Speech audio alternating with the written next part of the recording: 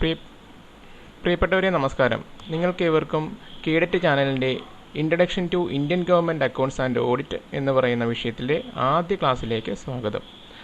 അപ്പോൾ നിങ്ങളുടെ ഇവിടെ നിരന്തരമായ അഭ്യർത്ഥനയെ മാനിച്ചുകൊണ്ടാണ് നമ്മൾ ഈ വിഷയത്തിൽ, അതായത് introduction to Indian government accounts and audit എന്ന് പറയുന്ന വിഷയത്തിൽ ക്ലാസ്സുകൾ എടുക്കാൻ തീരുമാനിച്ചിട്ടുള്ളത്.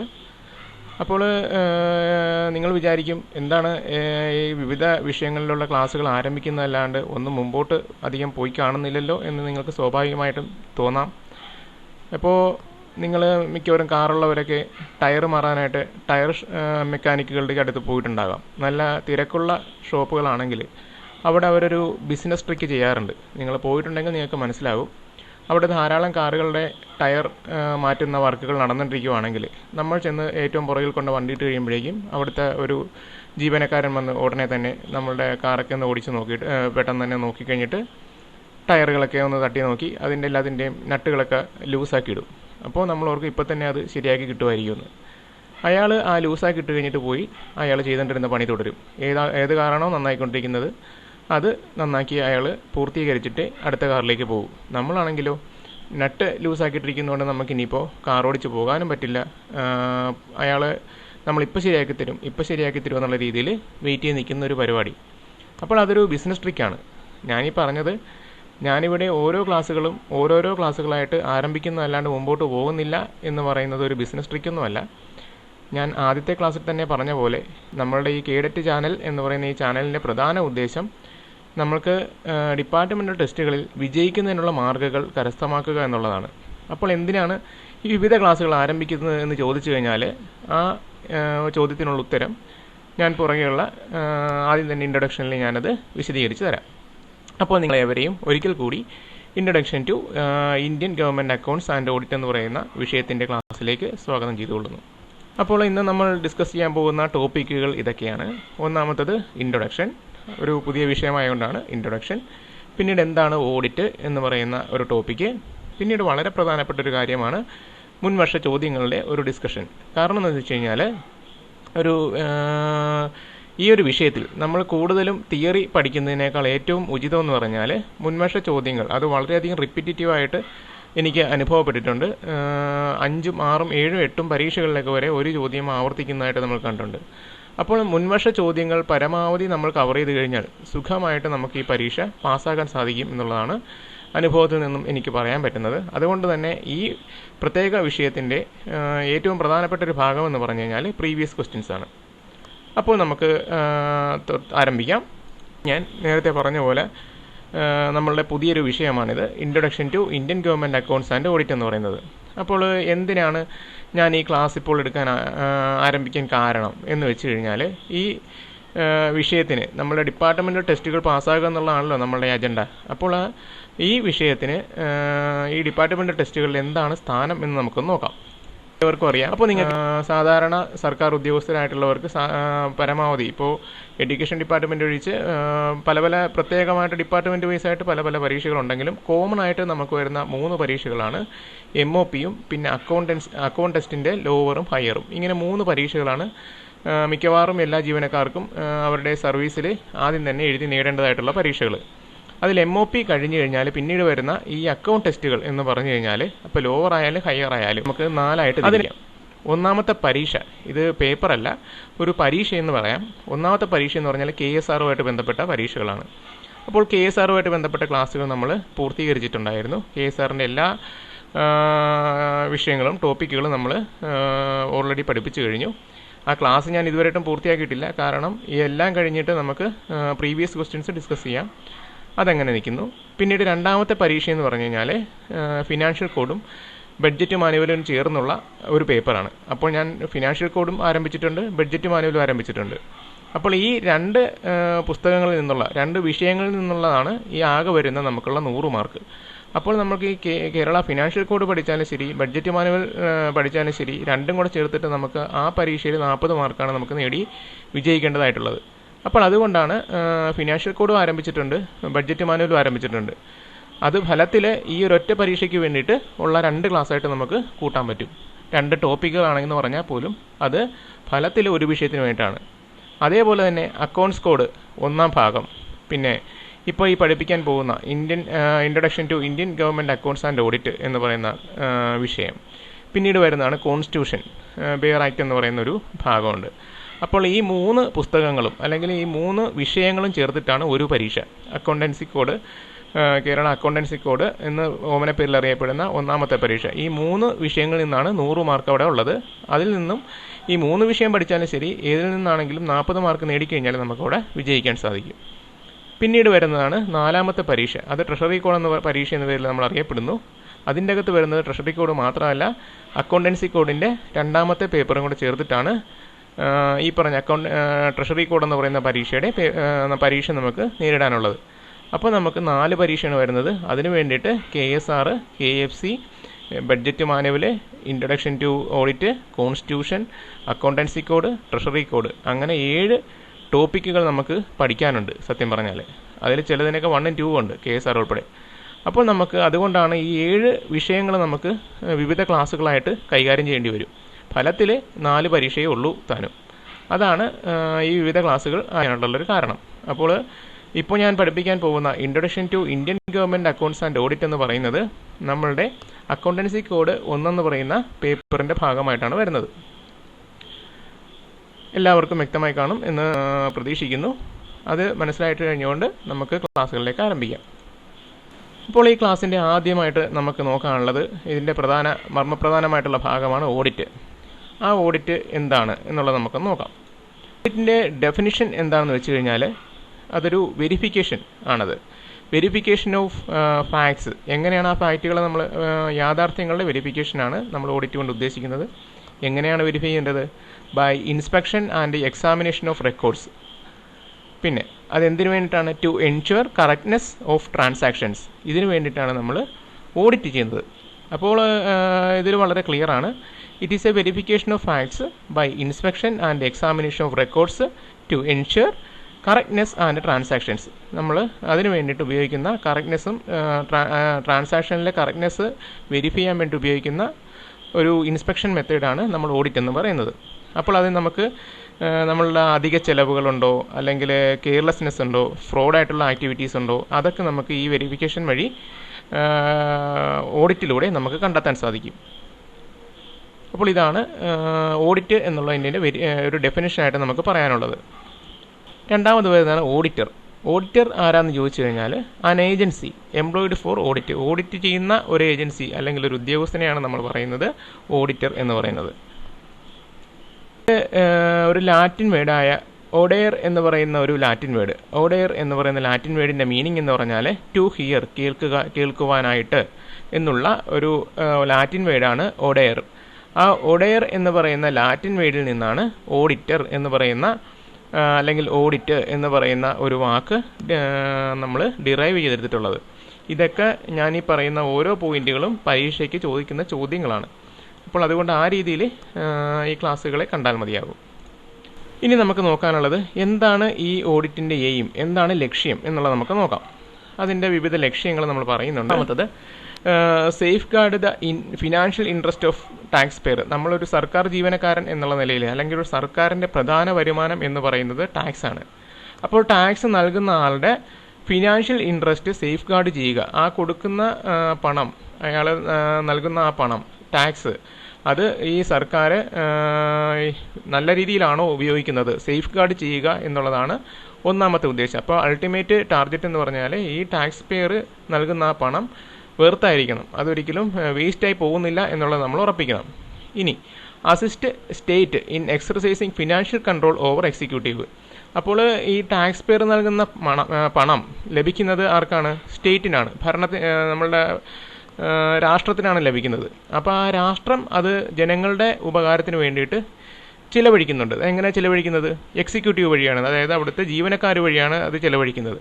അപ്പോൾ ആ സ്റ്റേറ്റിനെ അസിസ്റ്റ് ചെയ്യുക, ആ സ്റ്റേറ്റിനെ സഹായിക്കുക to exercise financial control over executive. ആ ജീവനക്കാരത് ചിലവഴിക്കുമ്പോഴേക്കും അതിൻ്റെ മുകളിൽ ഒരു സാമ്പത്തികമായിട്ടുള്ള ഒരു നിയന്ത്രണം കൊണ്ടുവരിക എന്നുള്ളതാണ് ഈ എയിം ഓഫ് ദ ഓഡിറ്റ് എന്ന് പറയുന്നതുകൊണ്ട് ഉദ്ദേശിക്കുന്നത്. അപ്പോൾ വ്യക്തമായിട്ടുണ്ടെന്ന് മനസ്സിലാകുന്നു. ഇനി functions of audit is to see. നമ്മളിപ്പോൾ ഒരു ഓഡിറ്റിൻ്റെ എയിം മനസ്സിലായി. ഇനി ആ ഓഡിറ്റ് കൊണ്ട് ഓഡിറ്റ് ചെയ്യുന്നത് കൊണ്ട് എന്താണ് നമ്മൾ ഉദ്ദേശിക്കുന്നത് വെച്ച് accounts R complete and accurate. നമ്മൾ നടത്തുന്ന ഈ അക്കൗണ്ട്സുകൾ കംപ്ലീറ്റ് ആണ് അല്ലെങ്കിൽ ആക്യുറേറ്റ് ആണ് എന്ന് മനസ്സിലാക്കാൻ സാധിക്കും. അത് വരുന്നൊരു പോയിന്റ് എന്ന് പറഞ്ഞാൽ revenues collected are account under proper head. നമുക്ക് കിട്ടുന്ന റവന്യൂസ് വരുമാനങ്ങൾ നമ്മൾ പല പല ഹെഡുകളിലായിട്ടാണ് നമ്മളുടെ വരുമാനങ്ങളെ തരംതിരിച്ചിട്ടുള്ളത്. ആ വരുന്ന വരുമാനം മുഴുവൻ പ്രോപ്പറായിട്ട് ക്ലാസിഫൈ ചെയ്തിട്ടുണ്ട്. വിവിധ റവന്യൂ ഹെഡ്സിൻ്റെ കീഴിലാണ് വന്നിരിക്കുന്ന വരുമാനങ്ങളെ നമ്മൾ അക്കൗണ്ട് ചെയ്തിരിക്കുന്നുള്ളത് നമുക്ക് വെരിഫൈ ചെയ്യുക എന്നുള്ളതാണ് രണ്ടാമത്തെ ഫംഗ്ഷൻ. മൂന്നാമത് വരുന്നത് expenditures are authorised and correctly classified. നമ്മൾ വരുത്തുന്ന ചെലവുകൾ, സർക്കാരിന് വേണ്ടി ചെയ്യുന്ന ചെലവുകൾ ആർ ഓതറൈസ്ഡ് അംഗീകരിക്കപ്പെട്ടിട്ടുണ്ടാകണം, ആൻഡ് കറക്റ്റ്ലി ക്ലാസിഫൈഡ് ശരിക്കും അത് ക്ലാസിഫൈ ചെയ്യപ്പെട്ടിട്ടുണ്ടാകണം. അപ്പോൾ ആ രീതിയിൽ വരവ് ചെലവ് കാര്യങ്ങളൊക്കെ നമ്മൾ ചട്ടപ്രകാരമാണ് ചെയ്തിരിക്കുന്നുള്ളത് ഉറപ്പുവരുത്തുക. അവസാനമായിട്ട് financial rules and orders R properly applied. ഒരു സർക്കാർ കാര്യമാകുമ്പോഴേക്കും അതിന് കുറച്ച് റൂൾസ് ഉണ്ടാകും, കുറച്ച് ഉത്തരവുകളൊക്കെ ഉണ്ടാകും. അതെല്ലാം പ്രോപ്പർലി അപ്ലൈ ചെയ്തിട്ടാണ് ഈ ഫിനാൻഷ്യൽ ഡീലിങ്സ് ഒക്കെ നടന്നിട്ടുള്ളത് എന്നുള്ളത് മനസ്സിലാക്കുക. ഇത്രയുമാണ് ഫങ്ഷൻസ് ഓഫ് ഓഡിറ്റ് എന്ന് നമുക്ക് ഉദ്ദേശിക്കാവുന്നത്. ഇനി നമുക്ക് പറയാനുള്ളത് 3 തരത്തിലുള്ള സർക്കാർ ഓഡിറ്റുകളാണുള്ളത്. സർക്കാർ ഓഡിറ്റുകൾ നമുക്ക് 3ആയിട്ട് തരംതിരിക്കാം. അത് ഏതൊക്കെയാണെന്ന് നമുക്ക് നോക്കാം. വളരെ പ്രധാനപ്പെട്ടൊരു കാര്യമാണ് ഈ ടോപ്പിക്കിലുള്ളത്. രണ്ടാമത്തതാണ് ഡിഫറെൻറ്റ് ഓഡിറ്റ് ടൈപ്സിൻ്റെ അകത്ത് ആദ്യത്തെ ഓഡിറ്റ് ടൈപ്പ് ഏതാണെന്ന് ചോദിച്ചു കഴിഞ്ഞാൽ സ്റ്റാറ്റ്യൂട്ടറി ഓഡിറ്റ് എന്ന് പറയും. സ്റ്റാറ്റ്യൂട്ടറി ഓഡിറ്റ് എന്നാണ് നമ്മൾ ആദ്യത്തെ ക്ലാസിഫിക്കേഷനെ പറ്റി പറയുന്നത്. വെച്ച് കഴിഞ്ഞാൽ ഓഡിറ്റിന് വേണ്ടിയിട്ടുള്ള നമ്മളുടെ ഇന്ത്യയിലുള്ള ഏറ്റവും ഉന്നതനായിട്ടുള്ള ഉദ്യോഗസ്ഥനാണ് കൺട്രോളർ ആൻഡ് ഓഡിറ്റർ ജനറൽ. അപ്പോൾ audit entrusted to CAG, controller and auditor general under constitutional provisions. നമ്മളുടെ CAG നിയമിക്കപ്പെട്ടിരിക്കുന്നത് കോൺസ്റ്റിറ്റ്യൂഷൻ, നമ്മളുടെ ഇന്ത്യൻ കോൺസ്റ്റിറ്റ്യൂഷൻ അനുസരിച്ചിട്ടാണ് CAGനെ നമ്മൾ നിയമിച്ചിട്ടുള്ളത്. അപ്പോൾ ഈ audit entrusted to CAG under constitutional provisions ആയിട്ട് വരുന്നതിനെയാണ് നമ്മൾ സ്റ്റാറ്റ്യൂട്ടറി ഓഡിറ്റ് എന്ന് പറയുന്നത്. നമ്മളുടെ നിയമപരമായിട്ടുള്ള അഥവാ നമ്മളുടെ ഇന്ത്യൻ ഭരണഘടന അനുശാസിക്കുന്ന രീതിയിൽ CAGയുടെ അണ്ടറിൽ വരുന്ന ഓഡിറ്റിനെയാണ് നമ്മൾ പറയുന്നത് സ്റ്റാറ്റ്യൂട്ടറി ഓഡിറ്റ് എന്ന് പറയുന്നത്. Audit of receipt and expenditure from revenue of government. നമ്മളുടെ സർക്കാരിൻ്റെ നേരിട്ടുള്ള റവന്യൂവും ചെലവഴിക്കലും വരുമാനങ്ങളും ഒക്കെയാണ് അവിടെ നമ്മൾ സ്റ്റാറ്റ്യൂട്ടറി ഓഡിറ്റ് എന്നുകൊണ്ട് ഉദ്ദേശിക്കുന്നത്. CAGയുടെ കീഴിൽ വരുന്ന ചുമതലകളാണത്. നമ്മളുടെ ഇന്ത്യൻ കോൺസ്റ്റിറ്റ്യൂഷൻ്റെ അകത്ത് പരാമർശിക്കപ്പെടുന്ന കാര്യങ്ങളാണ് സ്റ്റാറ്റ്യൂട്ടറി ഓഡിറ്റ് എന്നുകൊണ്ട് ഉദ്ദേശിക്കുന്നത്. രണ്ടാമത് വരുന്നതാണ് പ്രിസ്ക്രൈബ്ഡ് ഓഡിറ്റ് എന്ന് പറയുന്നത്. രണ്ടാമത് വരുന്ന ഓഡിറ്റ് ടൈപ്പാണ് പ്രിസ്ക്രൈബ്ഡ് ഓഡിറ്റ്. അതെന്ന് വെച്ച് കഴിഞ്ഞാൽ audit of other authority of body by CAG. നമ്മളുടെ ഈ കൺട്രോളർ ആൻഡ് ഓഡിറ്റർ ജനറൽ തന്നെ മറ്റുള്ള ബോഡികളുടെ കാര്യങ്ങൾ ഓഡിറ്റ് ചെയ്യുന്നതിനാണ് പറയുന്നത് പ്രിസ്ക്രൈബ്ഡ് ഓഡിറ്റ് എന്ന് പറയുന്നത്. അത് ഏതൊക്കെ കഴിഞ്ഞാൽ prescribed by any law made by government. ഓരോ സമയത്ത് വരുന്ന സർക്കാരുകളാണ് ആ ഓഡിറ്റ് ചെയ്യണോ വേണ്ടയോ എന്നുള്ളത് തീരുമാനിക്കുന്നത്. അപ്പോൾ അതിനു വേണ്ടിയിട്ട് അവരൊരു നിയമം അവർ പുറത്തിറക്കും. അതനുസരിച്ചിട്ട് CAG ഓഡിറ്റ് നടത്തും. അതാണ് അവിടെ ചെയ്യുന്നത്. സർക്കാരിൻ്റെ നേരിട്ടല്ലാതെ മറ്റുള്ള ബോഡികൾ, ഉദാഹരണത്തിന് പറയാൻ നമുക്ക് പറയാം VSSC പോലുള്ള സ്ഥാപനങ്ങൾ, നമ്മളുടെ സ്പേസ് ഏജൻസി, അങ്ങനെയുള്ള കാര്യങ്ങളിലെ ഓഡിറ്റുകളൊക്കെ നടത്തുന്നതിന് വേണ്ടിയിട്ട് നമുക്ക് നിയമപ്രകാരം CAGനെ ചുമതലപ്പെടുത്താം. പിന്നെ വരുന്നതാണ് കൺസെൻറ്റ് അതോറിറ്റി എന്ന് പറയുന്നത്. കൺസെൻറ്റ് അതോറിറ്റി എന്നുകൊണ്ട് ഉദ്ദേശിക്കുന്നത് audit duty undertaken by CAG ആണ്. അതായത് ഈ കൺട്രോളർ ആൻഡ് ഓഡിറ്റർ ജനറൽ ഏറ്റെടുക്കുന്ന ഒരു ഓഡിറ്റ് ജോലിയാണ്, പുറമേയുള്ള ഒരു ഓഡിറ്റ് ജോലിനെയാണ് നമ്മൾ കൺസെൻറ്റ് ഓഡിറ്റ് എന്ന് പറയുന്നത്. അപ്പോൾ സ്റ്റാറ്റ്യൂട്ടറി ഓഡിറ്റ് എന്ന് പറഞ്ഞാൽ നിയമപരമായിട്ടുള്ള സർക്കാർ ഓഡിറ്റുകളാണ്. പ്രിസ്ക്രൈബ്ഡ് ഓഡിറ്റ് എന്ന് പറഞ്ഞാൽ ഒരു ഗവൺമെൻറ് ലോ പ്രകാരം നമ്മളൊരു എക്സ്റ്റേണൽ ബോഡിയുടെ ഓഡിറ്റ് നമ്മൾ ചെയ്യുന്നു. മൂന്നാമത്തത് കൺസെൻറ്റ് ഓഡിറ്റാണ്. കൺസെൻറ്റ് ഓഡിറ്റ് എന്ന് പറഞ്ഞാൽ ഒരു ഡ്യൂട്ടി ആയിട്ട് അണ്ടർടേക്കൺ ബൈ ഗവൺമെൻറ് CAG ആണ്. അത് ചെയ്യുന്നത് by consent on terms and conditions between CAG and government. അതിനൊരു പ്രത്യേകമായിട്ടുള്ളൊരു നിയമം അതിന് വേണ്ടിയിട്ട് എഴുതിയിട്ടുണ്ടാകത്തില്ല. അതിനൊരു കൺസെൻറ്റാണ് സർക്കാർ CAGക്ക് വേണ്ടിയിട്ട് ഉണ്ടാക്കുന്നത്. അപ്പോൾ ആ കൺസെൻറ്റ് അനുസരിച്ചിട്ട് ചെയ്യുന്ന ഓഡിറ്റുകളെയാണ് നമ്മൾ പറയുന്നത് കൺസെൻറ്റ് ഓഡിറ്റ്. പ്രിസ്ക്രൈബ്ഡ് ഓഡിറ്റ് എന്ന് പറഞ്ഞാൽ ഒരു ഗവൺമെൻറ് ലോ അനുസരിച്ചിട്ട് ഒരു എക്സ്റ്റേണൽ ബോഡിക്ക് വേണ്ടിയിട്ട് നടത്തുന്ന ഓഡിറ്റ്. അപ്പോൾ ഇതാണ് അതിൻ്റെ ഒരു വ്യത്യാസം.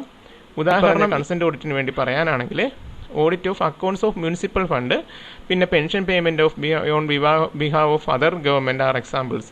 നമ്മളുടെ കേരള സർക്കാരിൻ്റെ പെൻഷൻ സ്കീമുകളെ പറ്റി വേണമെങ്കിൽ CAG കൊണ്ട് നമുക്ക് അന്വേഷിപ്പിക്കാം. അങ്ങനെയുള്ള കാര്യങ്ങൾക്ക് വേണ്ടി ഒരു എക്സ്റ്റേണൽ ആയിട്ടുള്ള കാര്യങ്ങൾ നമുക്ക് മുനിസിപ്പൽ ഫണ്ടുകൾ അങ്ങനെയുള്ള കാര്യങ്ങൾക്ക് വേണ്ടിയിട്ട് നമുക്ക് CAGയുടെ സേവനം പ്രയോജനപ്പെടുത്താം. അപ്പോൾ അങ്ങനെയുള്ള സേവനങ്ങൾ പ്രയോജനപ്പെടുത്തുന്നതിന് പറയുന്ന പേരാണ് കൺസെൻറ്റ് ഓഡിറ്റ് എന്ന് പറയുന്നത്. അപ്പോൾ ഇതാണ് പ്രധാനപ്പെട്ട ഓഡിറ്റ് ടൈപ്പുകൾ. 3 ഓഡിറ്റ് ടൈപ്പുകൾ ഏതാണെന്ന് ചോദിച്ചു കഴിഞ്ഞാൽ ഇത് 3 ഇനി നമുക്ക് നോക്കാനുള്ളത് പ്രീവിയസ് ക്വസ്റ്റ്യൻസ് ആണ്. പ്രീവിയസ് ക്വസ്റ്റ്യൻസ് എന്ന് പറഞ്ഞാൽ ഞാൻ പറഞ്ഞല്ലോ, ഇതൊരു തിയറി പഠിക്കാനാണെങ്കിൽ വളരെ വിശാലമായിട്ടുള്ള തിയറി ക്ലാസ്സുകളാണ് ഇതിൻ്റെ അകത്തുള്ളത്. അത് മുഴുവൻ പഠിച്ചാലും നമുക്ക് ക്വസ്റ്റ്യൻസ് വളരെ ലഘുവായിട്ട് നമുക്ക് കവർ ചെയ്യാൻ പറ്റുകയുള്ളൂ. അതിനേക്കാളൊക്കെ ഏറ്റവും എളുപ്പം എന്ന് പറഞ്ഞാൽ നമുക്ക് പ്രീവിയസ് ക്വസ്റ്റ്യൻസിനെ വർക്കൗട്ട് ചെയ്ത് പോകുക എന്നുള്ളതാണ് ഈ ഒരു പ്രത്യേക വിഷയത്തിന് നമുക്ക് ചെയ്യാനുള്ള ഒരു പഠന മെത്തേഡ്. ഇനി ഏറ്റവും കൂടുതൽ ചോദ്യങ്ങൾ വരുന്ന അല്ലെങ്കിൽ നമുക്ക് അറിഞ്ഞിരിക്കണം എന്ന് തോന്നുന്ന പാഠഭാഗങ്ങളൊക്കെ ഞാൻ തിയറി ക്ലാസ്സുകളായിട്ട് തുടർന്നുള്ള ക്ലാസ്സുകളിലും ഇൻക്ലൂഡ് ചെയ്യുന്നതാണ്. ഇന്നിപ്പോൾ ഞാൻ ഓഡിറ്റിനെ പറ്റി പറഞ്ഞ പോലെ. അപ്പോൾ നമുക്ക് ചോദ്യങ്ങളിലേക്ക് കടത്താം. The pension paid to Tamil Nadu government pensioner in a treasury in Kerala ഈ settled through.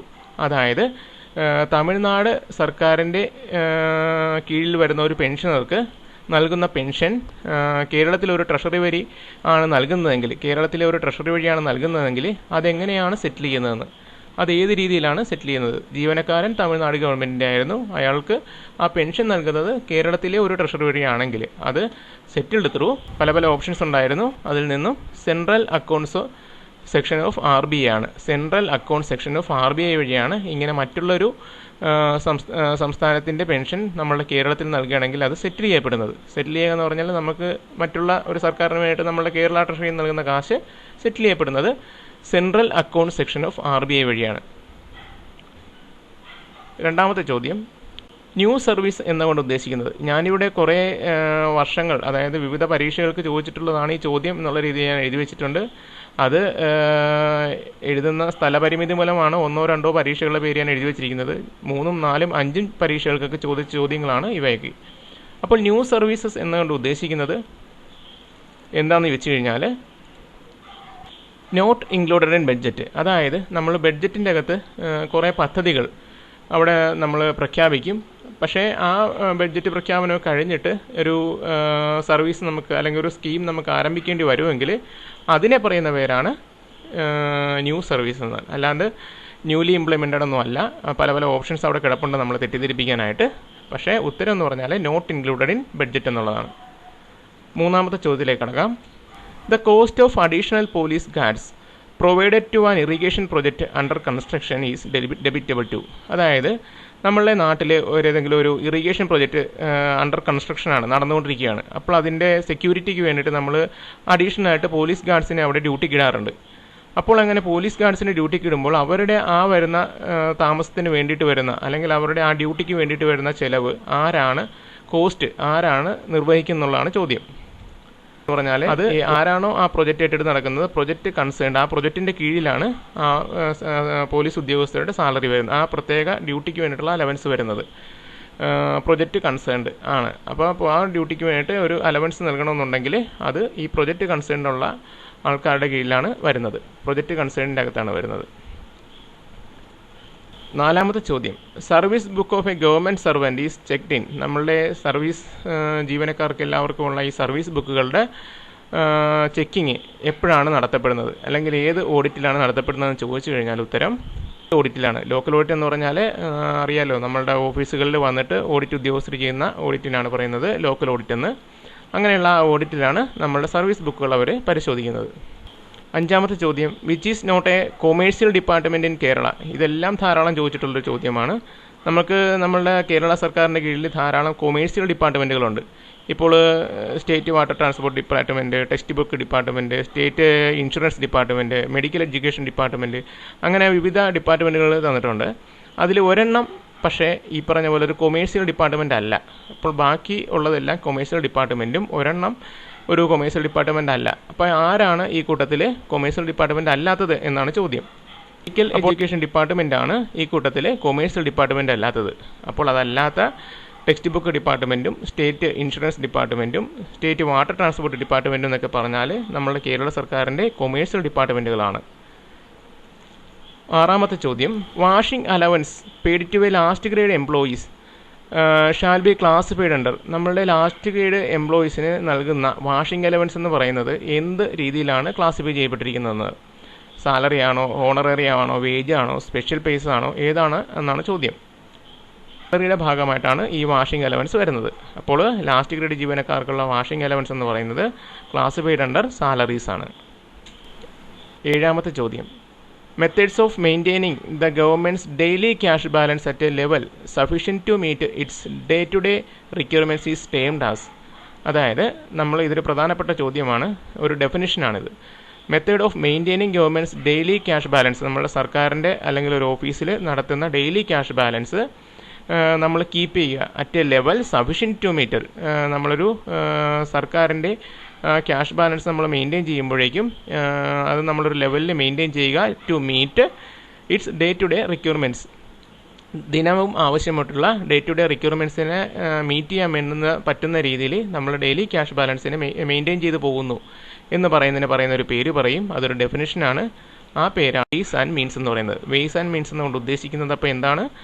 Method of maintaining government's daily cash balance at a level sufficient to meet its day to day requirements എന്നാണ് അതിൻ്റെ ഡെഫിനിഷൻ. പ്രതിദിനം ആവശ്യമായിട്ടുള്ള വരവ് ചെലവുകൾ നോക്കാൻ വേണ്ടിയിട്ട് നമ്മളുടെ സർക്കാരിൻ്റെ ഡെയിലി ക്യാഷ് ബാലൻസ് നമ്മളൊരു ലെവൽ സഫീഷ്യൻ്റ് ആയിട്ട് മെയിൻറ്റെയിൻ ചെയ്ത് പോകുന്നു. അതിനാണ് വേസ് ആൻഡ് മീൻസ് എന്ന് പറയുന്നത്. 8ാമത്തെ ചോദ്യം, dash is A running accounts with each contractor. നമ്മൾ സർക്കാരിന് വേണ്ടിയിട്ട് ജോലികൾ ചെയ്യുന്ന കോൺട്രാക്ടർമാരുണ്ട്. അവർക്ക് മെയിൻറ്റെയിൻ ചെയ്യുന്ന ഒരു റണ്ണിങ് അക്കൗണ്ട് എന്ന് പറയുന്നത് ഈ കൂട്ടത്തിൽ ഏതാണെന്ന് കുറേ ഓപ്ഷൻസ് തന്നിട്ടുണ്ട്. അതിൽ റണ്ണിങ് അക്കൗണ്ടായിട്ട് പരിഗണിക്കപ്പെടുന്നത് ഏതാണെന്ന് ചോദിച്ചാൽ കോൺട്രാക്ടേഴ്സ് ലെഡ്ജറാണ് ഈ പറയുന്നതിൽ റണ്ണിങ് അക്കൗണ്ടായിട്ട് പരിഗണിക്കുന്നത്.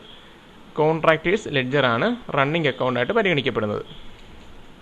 9ാമത്തെ ചോദ്യം, transit pay and allowance of a government servant proceeding on reversion from one department to another can be borne by. അതായത് ഒരു സർവൻ്റ് ഒരു ഡിപ്പാർട്ട്മെൻറ്റിൽ നിന്ന് മറ്റൊരു ഡിപ്പാർട്ട്മെൻറ്റുമായിട്ട് റിവേഷൻ ചെയ്യപ്പെടുമ്പോഴേക്കും അദ്ദേഹത്തിൻ്റെ ആ ട്രാൻസിറ്റ് പേ ആൻഡ് അലവൻസ് ആരാണ് കൊടുക്കേണ്ടതെന്നുള്ളതാണ്. പോകുന്നവനാണോ വരുന്നവനാണോ, ഏത് ഡിപ്പാർട്ട്മെൻറ്റാണ് കൊടുക്കേണ്ടതെന്നുള്ളതാണ് ചോദ്യം. അത് മിക്കവാറും എല്ലാ പരീക്ഷകൾക്കൊക്കെ ചോദിക്കുന്നൊരു ചോദ്യമാണ്. എന്ന് പറഞ്ഞാൽ office to which he proceeds എന്നുള്ളതാണ്. ഏത് ഓഫീസിലേക്കാണോ പോകുന്നത് അവരാണ് അയാളുടെ ട്രാൻസിറ്റ് പേ ആൻഡ് അലവൻസ് എന്നുള്ളത് നൽകേണ്ടത്. അതിൻ്റെ ഉത്തരവാദികൾ അല്ലെങ്കിൽ നൽകാനുള്ള ചുമതല അവർക്കാണുള്ളത്. Office to which he proceeds, ഏത് ഓഫീസിലേക്കാണോ പോകുന്നത് അവരാണത് നൽകാനുള്ളത്. 10ാമത്തെ ചോദ്യം, the field offices of an Indian audit and accounts. Indian audit and അക്കൗണ്ട്സിൻ്റെ ഫീൽഡ് ഓഫീസേഴ്സ് എന്നറിയപ്പെടുന്നത് ഏതാണെന്ന്. അത് അക്കൗണ്ടറിലാണ് നമ്മൾ ഫീൽഡ് ഓഫീസേഴ്സ് എന്ന് അറിയപ്പെടുന്നത്. ഇന്ത്യൻ ഓഡിറ്റ് ആൻഡ് അക്കൗണ്ട്സിൻ്റെ ഫീൽഡ് ഓഫീസറായിട്ട് അറിയപ്പെടുന്നത് അക്കൗണ്ടൻ്റ് ജനറലാണ്, AG. 11ാമത്തെ ചോദ്യം, the authorisation of salaries of a state gazetted officer is done by. നമ്മളുടെ കേരളത്തിലെ അല്ലെങ്കിൽ ഒരു സ്റ്റേറ്റിലെ ഗസറ്റഡ് ഓഫീസേഴ്സിൻ്റെ സാലറീസ് ഓതറൈസ് ചെയ്യുന്നത് ആരാണെന്നുള്ളത്. അക്കൗണ്ടന്റ് ജനറൽ AG, A&E എന്ന് പറയുന്ന അക്കൗണ്ട്സ് ആൻഡ് എൻറ്റൈറ്റിൽമെൻ്റ് ആണ് A&E എന്നുകൊണ്ട് ഉദ്ദേശിക്കുന്നത്. അപ്പോൾ അക്കൗണ്ടന്റ് ജനറൽ A&E ആണ് നമ്മളുടെ authorisation of salaries of state gazetted officers ചെയ്യപ്പെടുന്നത്. ഗസറ്റഡ് ഓഫീസറിൻ്റെ നമ്മളുടെ സ്റ്റേറ്റിലുള്ള ഗസറ്റഡ് ഓഫീസേഴ്സിൻ്റെ സാലറീസ് ഓതറൈസ് ചെയ്യുന്നത് accountant general A&E, accounts and entitlement. Last question, the head of the accounts of account department of railway administration is known as. അതായത് head of accounts department of railway administration is known as. നമ്മൾ railway അഡ്മിനിസ്ട്രേഷനിലെ accounts department head ആരാണെന്നുള്ളതാണ് ചോദ്യം. Railway അഡ്മിനിസ്ട്രേഷനിലെ accounts ഡിപ്പാർട്ട്മെൻറ്റിൻ്റെ head financial adviser and chief accounts ഓഫീസറാണ്. Financial adviser and chief accounts ഓഫീസറാണ് railway അഡ്മിനിസ്ട്രേഷനിലെ ഹെഡ് ഓഫ് അക്കൗണ്ട്സ് ഡിപ്പാർട്ട്മെൻറ്റ്. അത് financial adviser and chief accounts ഓഫീസറാണ്. അപ്പോൾ ഇതാണ് നമ്മളുടെ ആദ്യത്തെ ക്ലാസ്സിൽ നമ്മൾ ഡിസ്കസ് ചെയ്തിരിക്കുന്ന ചോദ്യങ്ങളും ടോപ്പിക്കുകളും. അപ്പോൾ നമുക്ക് തുടർന്നും ഇനിയുള്ള ബാക്കിയുള്ള ക്ലാസ്സുകൾ ഇതെല്ലാം ഞാൻ 1 by 1 ആയിട്ടാണ് എടുക്കാൻ പോകുന്നത്. അതായത് ഫിനാൻഷ്യൽ കോഡിൻ്റെ ക്ലാസ് ഉണ്ട്, ട്രഷറി കോഡിൻ്റെ ക്ലാസ് ഉണ്ട്, ബഡ്ജറ്റ് മാനുവലിൻ്റെ ക്ലാസ് ഉണ്ട്, പിന്നെ ഇപ്പോൾ ഇൻട്രൊഡക്ഷൻ ടു അക്കൗണ്ട്സ് ഉണ്ട്. അപ്പോൾ ഈ പറഞ്ഞ ക്ലാസ്സുകളെല്ലാം ഞാൻ ഇടകലർത്തി തന്നെ തുടർച്ചയായിട്ട് ഇട്ടുകൊണ്ടിരിക്കാനാണ് പ്ലാൻ. അപ്പോൾ നിങ്ങളെല്ലാവരും അത് നിങ്ങളുടെ വിലയേറിയ കമൻറ്റുകൾക്ക് നൽകുക, കൂട്ടുകാരുമായിട്ട് ഷെയർ ചെയ്യുക. നിങ്ങളുടെ അവളുടെയും പ്രോത്സാഹനത്തിന് വളരെയധികം നന്ദി. തുടർന്നും നിങ്ങളുടെ സഹകരണം പ്രതീക്ഷിച്ചുകൊണ്ട് നിർത്തുന്നു. ഏവർക്കും നന്ദി, നമസ്കാരം.